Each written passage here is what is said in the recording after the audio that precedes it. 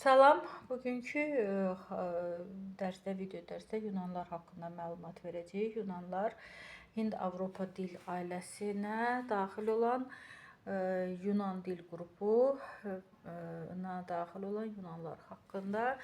Yunanlar və ya Hellenlər Yunanistan, Kipr, Albaniya, İtaliya, Türkiyə, Misir, Şərqi Aralıq dənizi əhatə edən digər ölkələrdə yaşamış və eləcə də bütün dünyada yayılmış və diasporalar təşkil edən etnik qrupdur. 14-17 milyon nəfərdir Yunanların sayı. Burada dünya üzrə yaşayan Yunanların xəritəsi verilmişdir və dünya üzrə misal üçün Amerika Birləşmiş Ştatları, Almanya, Avstraliya, Birləşmiş Krallıq, Kanada, Albaniya və s. digər ölkələrdə yaşayan Yunanların sayı burada qeyd olunur, göstərilir. Yunanların sayı göstərilir. Dilləri Yunan dilləridir, Yunan dilidir. Dinləri Yunan pravoslavıdır. Və burada tarixi haqqında məlumat var. Eramızdan əvvəl 20-ci əsrdə Yunanlar Balkan yarımadasının cənubuna kütləvi şəkildə köç etdiklərinə inanılır. Zamanla onlar Anadoluda və Qaradəniz sahilləri boyunca ticarət koloniyaları qurdular və uzun illər həm Anadoluda, həm də Yunanistanda hökmranlıq etdilər.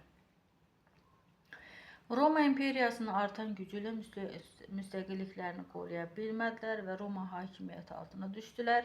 Roma imperiyasının daimi tetrarxiyalara bölünməsi onun şərq qanadında Bizans imperiyasının qurulmasına səbəb oldu. 1000 ildən çox tarixdə rol oynayan Bizans imperiyası Osmanlıların Konstantinopolu fəth etməsi ilə süqut etdi və Trebizond və Peloponnes şəhərlərinin ələ keçirilməsi ilə dirçəliş ümidini itirdi. Osmanlı imperiyası İstanbuldakı Şərqi Pravoslav kilsəsinin şəhərdə qalmasına icazə verdi və buna görə də Yunanlar uzun illər köç etmədən Osmanlı hakimiyyəti altında yaşadılar. Lakin şəhər ələ keçirildikdən sonra bir çox alim və filosof Avropaya köç etdi. Osmanlı hakimiyyəti altında Yunanlar 1832-ci ildə Osmanlı imperiyasından ayrılaraq öz krallıqlarını qurdular.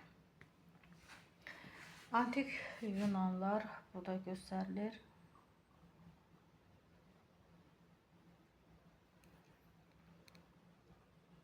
Milli geyimləri